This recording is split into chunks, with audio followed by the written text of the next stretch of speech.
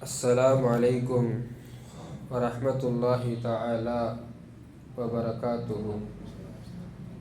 نحمد الله العظيم ونصلي ونسلم على الرسول الكريم. أما بعد، أعوذ بالله من الشيطان الرجيم. بسم الله الرحمن الرحيم. حاميم عين سين قاف كذلك يوحي إليك وإلى الذين من قبلك الله العزيز الحكيم. صدق الله العظيم. இன்றைக்கு ஓதப்பட்ட 25ஆம் ஜுசுவிலே 3வது ரக்காத்திலே ஒரு வசனம் வந்தது. அல்லாஹு ஜல்ல ஷானு வ தஆலா வஹியை பற்றி கூறி, கதாலிக்க யூஹி இலைக்க வ இலல் லதீன மின் கபலிக அல்லாஹ், வஹியை இறக்குவதை குறித்தும் இப்படிதான் உங்களுக்கு குர்ஆனை வஹியாகவும் உங்களுக்கு முன்னுள்ளவர்களுக்கும் நாம் வஹியின் மூலமாக நாம் செய்திகளை கூறியதாக திருக்குர்ஆனிலே அல்லாஹ் சொல்கிறான்.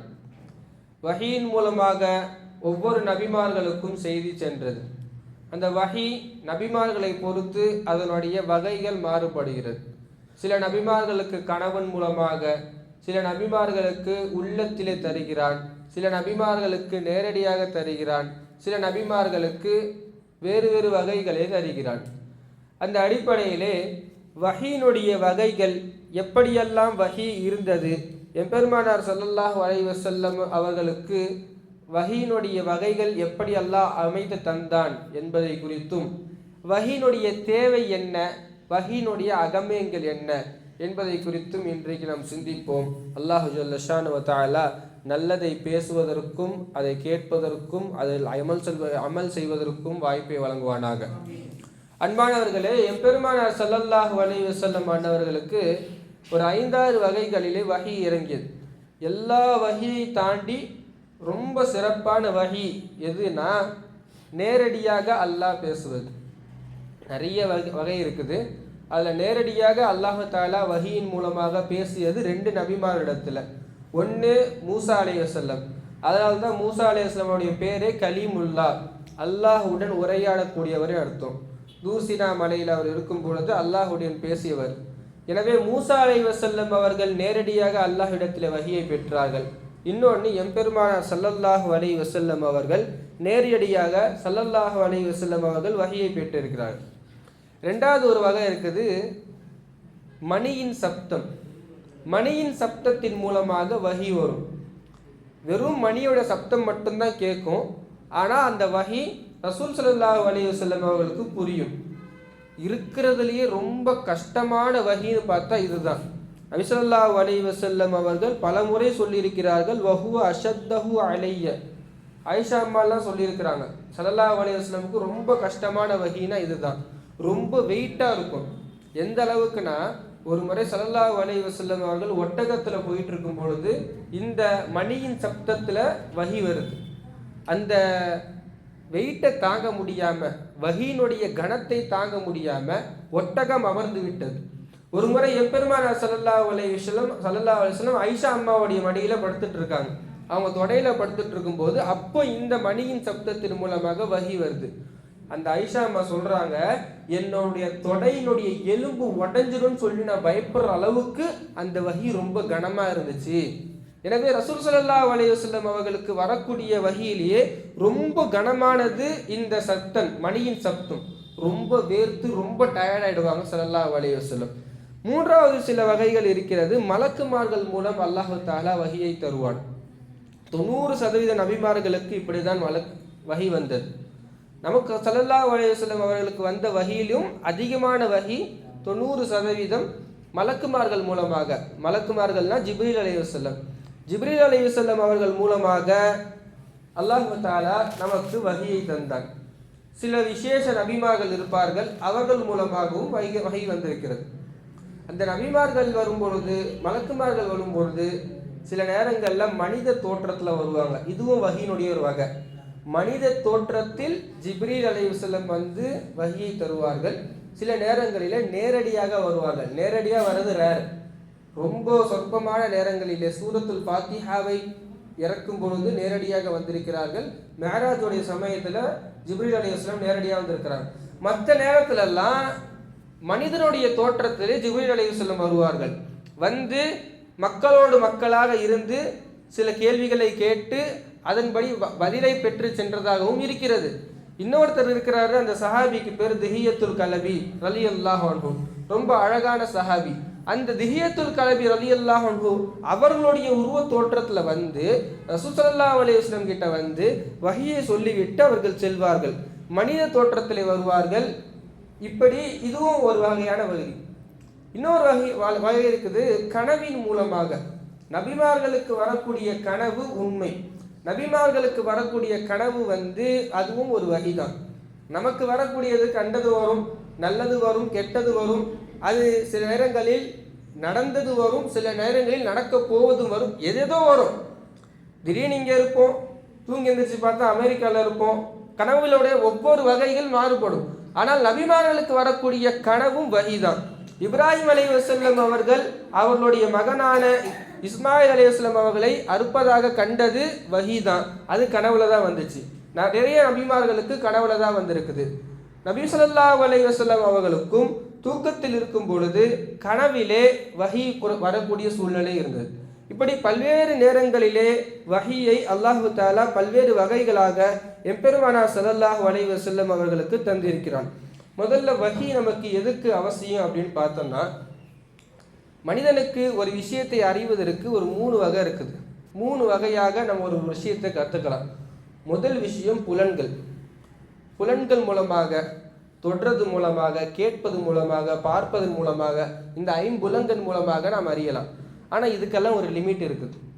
ரொம்ப அதிகமாக இப்போ நமக்கு ஒரு விஷயம் கேட்கணும் அப்படின்னா அதிகமான சப்தம் இருந்தாலும் நம்மளால் கேட்க முடியாது.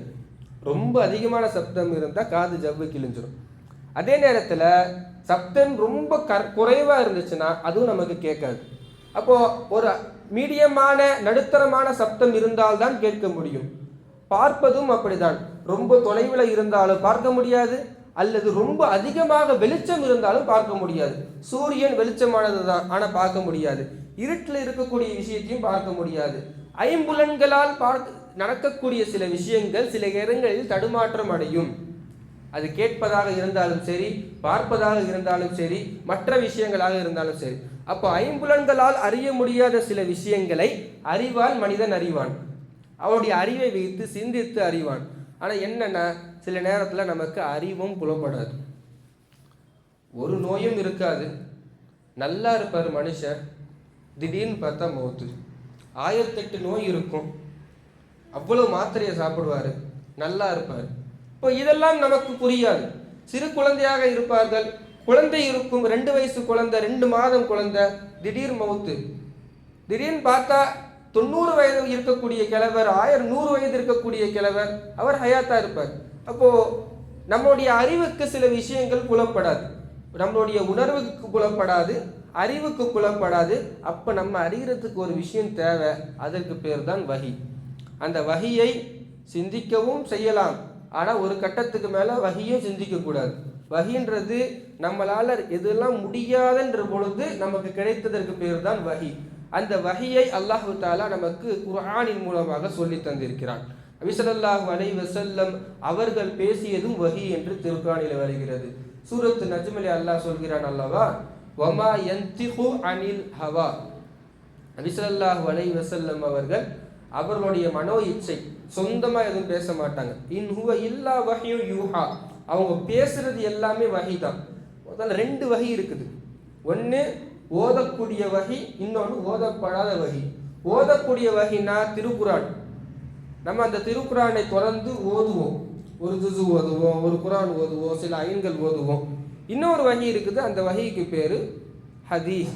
அந்த ஹதீஸை நம்ம ஓத மாட்டோம், குரான் ஓதுற மாதிரி ஓத மாட்டோம், ஹத்தம் செய்ய மாட்டோம், திலாவத் பண்ண மாட்டோம். ஆனால் அதுவும் வஹி தான். ஏன்னா அல்லாஹ் தஆலா தெளிவாக சொல்லிட்டான், ரசூல் ஸல்லல்லாஹு அலைஹி வஸல்லம் பேசுவதும் வஹி தான். எனவே வஹியை 2 வகையாக நாம் பிரிக்கலாம். இந்த 2மே வஹியாக இருப்பதனால 2த்தையும் ஃபாலோ பண்ணணும். முக்கியமான விஷயம் அதுதான். இன்னைக்கு உள்ள சூழ்நிலையில நிறைய பேர் இதில் தவறு செய்யக்கூடிய சூழ்நிலையாக மாறுச்சு. எப்படின்னா, குர்ஆனையும் ஏற்றுக்கொள்ள வேண்டும் 100%, அதே 100% ஹதீஸையும் ஏற்றுக்கணும். ரசூல் ஸல்லல்லாஹு அலைஹி வஸல்லம் பேசியது அப்படியே ஏற்றுக்கொள்ள வேண்டும். அவர்கள் சொன்னது, அவர்கள் செய்தது, அவர்கள் ஆமோதித்தது, இது அத்தனையும் வஹீதான். இதில் எந்த சந்தேகமும் இல்லை.